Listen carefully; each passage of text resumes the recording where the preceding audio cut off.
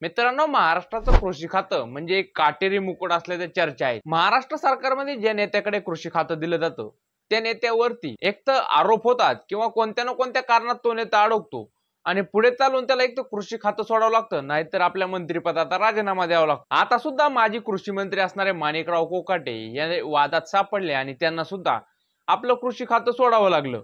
गेल्या दीड दशकात महाराष्ट्राच्या राजकारणात जे कृषी मंत्री झाले त्या नेत्यांना वादाचं ग्रहण लागलंय। आजच्या व्हिडिओमध्ये आपण तेच मंत्री पाहू ज्यांच्याकडे कृषी खातं आल्याच्या नंतर त्यांच्या राजकारणाला उतरती कळा लागली। यामध्ये पहिलं नाव आहे ते म्हणजे माणिकराव कोकाटे। माणिकराव कोकाटे यांच्याकडे 2024 विधानसभा निवडणुकीनंतर देवेंद्र फडणवीस यांच्या सरकारमध्ये कृषी मंत्री पद देण्यात आलं होतं, पण कृषी सारखं संवेदनशील खातं माणिकराव कोकाटे यांच्याकडे असून सुद्धा त्यांचं बेताल वक्तव्यावरती त्यांना ताबा ठेवता आला नाही आणि त्यामुळे ते अनेक वेळा वादात सापडले। त्यानंतर विधानसभेच्या अधिवेशनादरम्यान त्यांचा रमी खेळतानाचा व्हिडिओ व्हायरल झाला आणि माणिकराव कोकाटे हे पुन्हा एकदा चर्चेत आले। माणिकराव कोकाटे यांचा राजीनामा थोडक्यात हुकला असला तरी त्यांच्यावरती देवेंद्र फडणवीस नाराज असल्यामुळे त्यांचं कृषी खातं त्यांना सोडावं लागलं। माणिकराव कोकाटे यांपूर्वी 2014 मध्ये सुद्धा एकनाथ खडसे यांच्यासोबत असंच झालं होतं।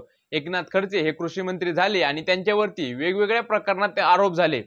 त्यानंतर त्यांना मंत्रिपदाचा राजीनामा द्यावा लागला आणि तिथून पुढे एकनाथ खडसे यांच्या राजकीय करिअरला ब्रेक लागला आणि काही काळासाठी एकनाथ खडसे हे राजकारणापासून दूर फेकले गेले। एकनाथ खडसे नंतर 2019 मध्ये दादा भुसे हे कृषी मंत्री झाले। त्यांना सुद्धा एकनाथ शिंदे यांच्या मंत्रिमंडळात दुय्यम खात्यावरती समाधान मानावं लागलं। दादा भुसे नंतर 2024 मध्ये अब्दुल सत्तार हे महाराष्ट्राचे कृषी मंत्री झाले आणि अब्दुल सत्तार यांचा सुद्धा कृषी मंत्री पदाचा कार्यकाळ हा वादातच गेला।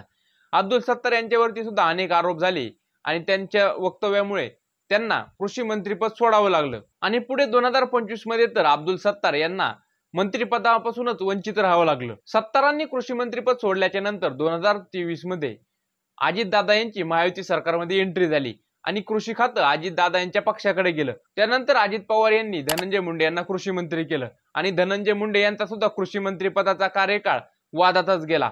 धनंजय मुंडे यांच्यावरती सुद्धा अनेक कृषी खरेदीचे गैरव्यवहार झाल्याचे आरोप करण्यात आले आणि पुढे चालून 2025 मध्ये सुद्धा धनंजय मुंडे यांना मंत्रिपद सोडावं लागलं। त्यातच आता 2024 मध्ये मंत्री झालेले कोकाटे यांचं सुद्धा आता कृषी खातं दत्तामामा भरणे यांच्याकडे देण्यात आलं आहे। आता मागील 15 वर्षाचा कार्यकाळ पाहता कृषी खातं ज्या मंत्र्याकडे गेलंय एकतर त्या मंत्र्यावरती आरोप झाले, त्यांना मंत्रिपद सोडावं लागलंय किंवा मग त्यांचं खातं काढून देण्यात आलंय।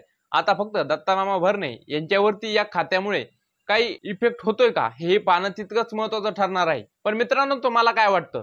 कृषी खातं खरंच या नेत्यांसाठी बॅड लक ठरलं असेल? तुमचं मत कमेंट करून नक्की सांगा। आपल्या व्हिडिओला एक लाईक करून चॅनलला सबस्क्राईब करा आणि व्हिडिओ जास्तीत जास्त शेअर करा।